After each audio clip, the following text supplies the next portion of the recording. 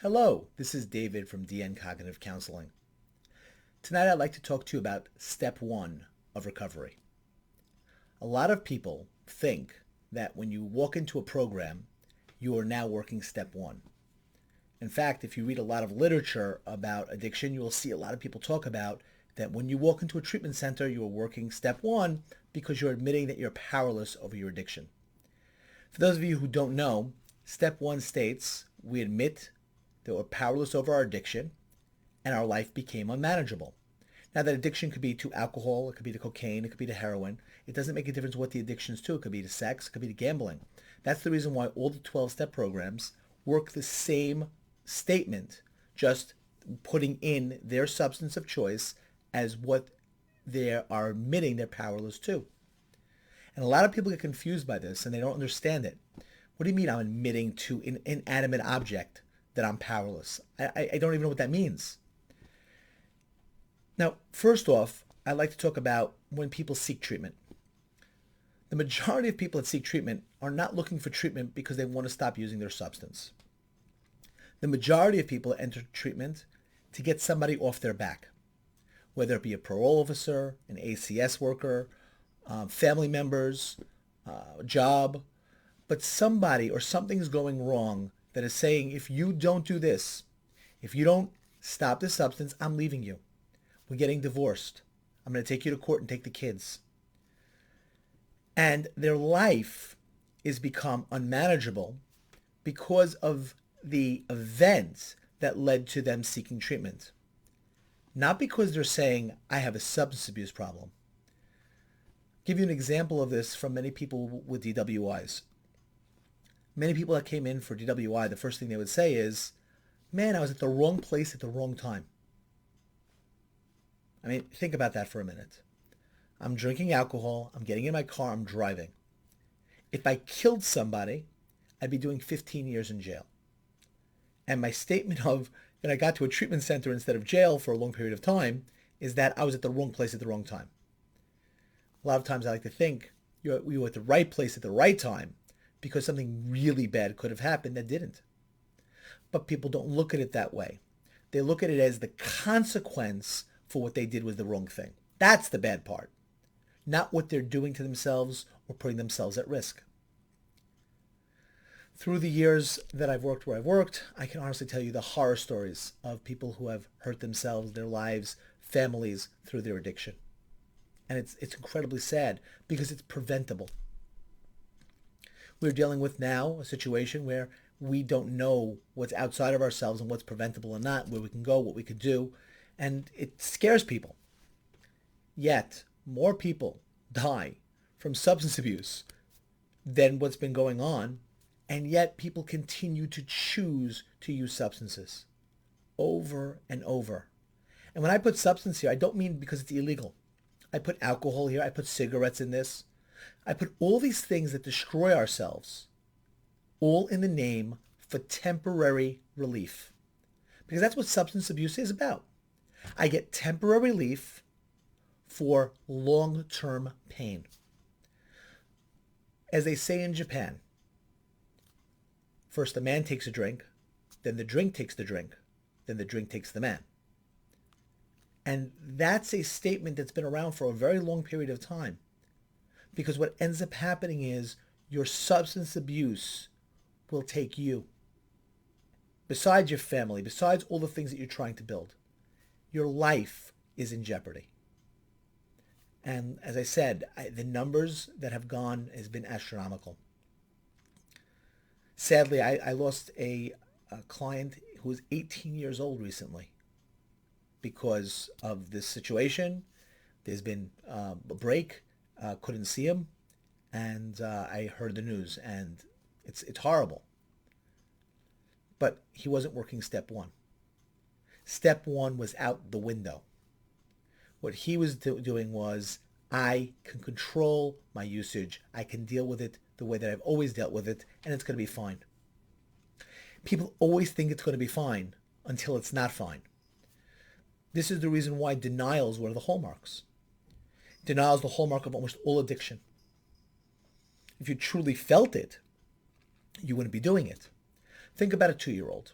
All of you have seen this somewhere along the line, where a 2-year-old walks over to something, whether it's a steam or something that's hot, and the child touches it. It goes, ouch, right? Has a enormous strong reaction, and then is afraid to go near it. This would be a version of the addict. Ouch, ouch, ouch, ouch, ouch, ouch, ouch, ouch, ouch, ouch, ouch, ouch. Damn cop. The externalization of blame of why my hand is being burnt has nothing to do with me putting my hand in the fire. I externalize the blame to the consequence of the substance. So the beauty of all self-help is its first message, we admit. And what are we admitting to? We're not admitting that we're a powerless person. This is where people get confused. They think when I use the word powerless, it means there's nothing I could do about this. If that was the case, then why are we telling you to go to meetings? And why are we telling you to get a sponsor? And why do we tell you to do anything? You're powerless. You can't do anything about it. The word powerless here means that when I start to use my substance, I cannot use the way that somebody else can use who's not an addict. That's what it means.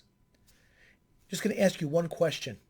Did you ever use more than you intended to, that you wanted to use? If the answer is yes, there's a problem there. Now, if you've done that more than once, or you have a pattern of doing that, that's the idea of the powerlessness. I've had many clients say throughout the years, I intended to have a drink, just one, and then it got away from me. That's where the powerlessness comes in. It's not that you're powerless to stop your behaviors, and it's not that you can't do anything about it. We admit that we're powerless over our addiction, not over our lives and choices, not over making decisions. We're powerless over our addiction, that when I get the addiction and I start hitting the chemicals into my body, and again, whether it's cigarettes, whether it's cocaine, whether it's alcohol, whether it's marijuana, whether it's heroin, it doesn't make a difference what the addiction is to. Whether it's gambling. Once I start, like Pringles, once you pop, you can't stop. And that's where the problem starts to hit. So you admit that you're powerless over your addiction and that your life became unmanageable. What is unmanageability? What is this word? Unmanageability is any problems that are caused in your life. Now, normally, the one problem is my parole officer that maybe come in, my ACS worker that maybe come in, my wife or my husband that maybe come in and said they're going to divorce me. It's my job saying I'm going to lose my job. That's where the unmanageability comes from. It comes from the external sources.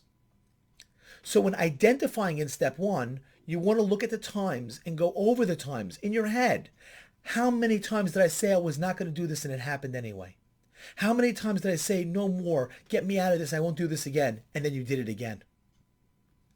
When you look at that, you're looking at your powerlessness. When you look at what are the consequences of the addiction, what did it cause me? What did I lose? What did it cause in my life? How did it damage my relationship with my children? Now you're looking at your unmanageability. So again, you came to, you admitted that you're powerless over your addiction, and your life became unmanageable. And by doing that, the irony is you gain power. You gain power over your life, your choices. Now, I remember I had a client many years ago who told me, I've been in and out of AA for 35 years. And I asked him how to work step one. And he goes, keep coming back. I go, that's nice, but I'm a newcomer and I've never heard of these steps before. And I want to know what you're supposed to do. And he looked at me and goes, it works if you work it. Now, I said, these are nice slogans and they have meaning, but that's not telling me how to work step one. What am I supposed to do? How am I supposed to work a step? Is it just words? Hi, my name is David. I'm an addict. I was powerless over my addiction. My life became unmanageable. Excellent. I did step one. It's over. Done. No. It's internalizing that into reality. And I always say clients, I can always tell who's internalizing it into reality and who's giving me lip service. Because there's an adage that says, you avoid people, places, and things. Now, why am I avoiding people, places, and things? I mean, I can make choices. I could be around people. Think of two magnets. If I hold two magnets far apart, how long can I hold them up for? Probably a very long time. Maybe even for the rest of my life. But if you've ever taken two magnets and you put them like this and try to hold them like that, you're going to very quickly, they're going to hit together. Why? Because when it's far apart, it's easier to be able to go ahead. The magnetic force is much, much less. Put them closer together, bam. Addictive behavior is very much like that. The closer you get to your drug and substance, the magnets hit much closer.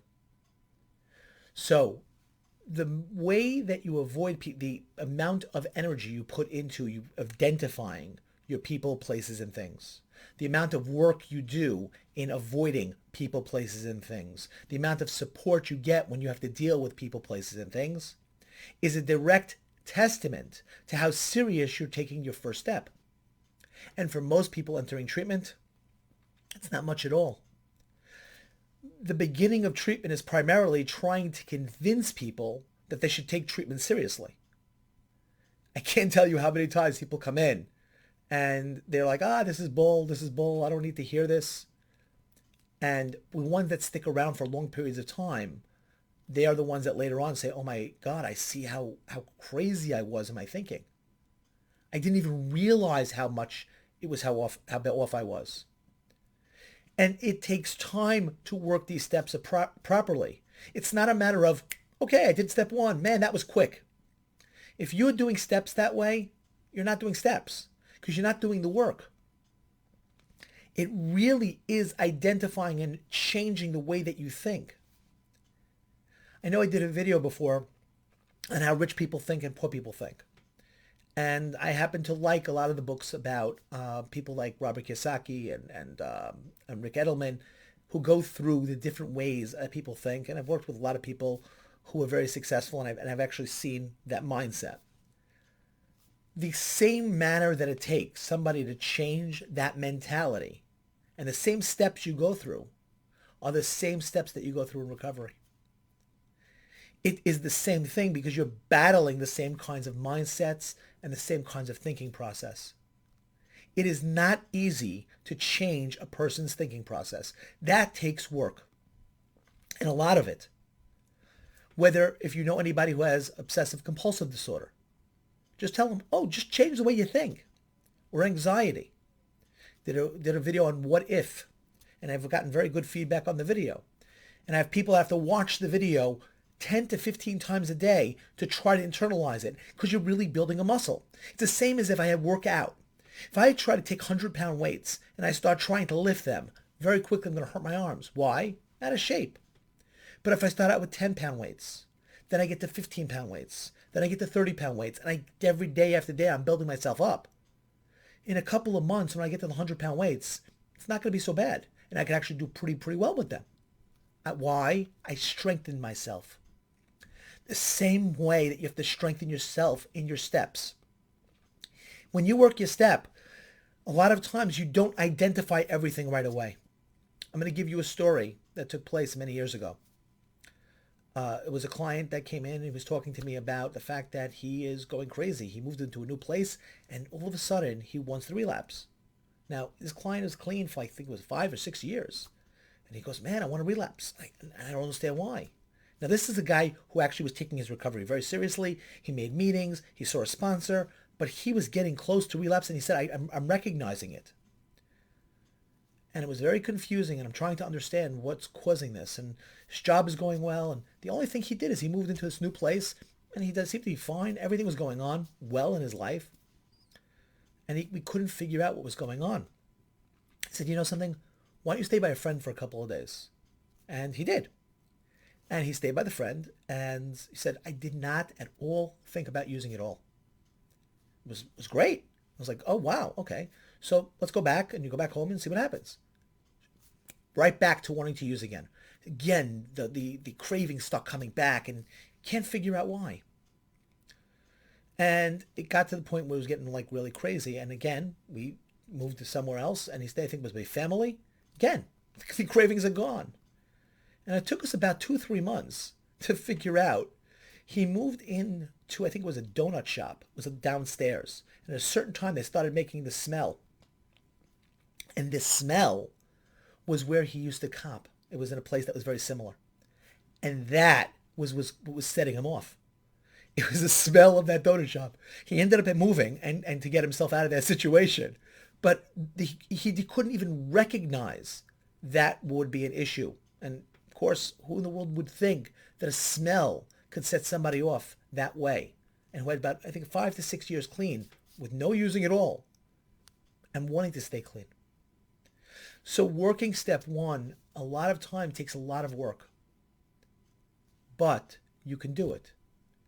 And it's not something that you need to back away or say to yourself, this is too much. There's a lot of support and a lot of help. And the nice part about recovery is there's a lot of free help. I happen to be a big proponent for self-help. It's a beautiful program. Now, I'm not going to do a whole video on this right now, but there's a very big difference between therapy and self-help. And the two are actually, they do different things. But self-help is very, very helpful. And it's very, very good. Not to say there aren't horror stories, and I know many of them. But the point is that you want to be able to utilize it appropriately, understand how to work steps appropriately, have somebody that can explain them to you appropriately, that makes sense, and you understand what you're doing. When all you hear are slogans, or all you hear is platitudes, or all you hear is like surface level stuff that doesn't get to the meat, no, that's not correct. I hope this was helpful. I hope that if you like this video, you'll hit like. I hope that you'll share it with somebody who may need it. Again, if you didn't subscribe, please do. And if you want to become a patron to this channel, the Subcribe-star link is below. And again, if you have anything I said that you have a question about or disagreed with, please feel free to comment, and I'll be very happy to respond. Have a good night and good mental health.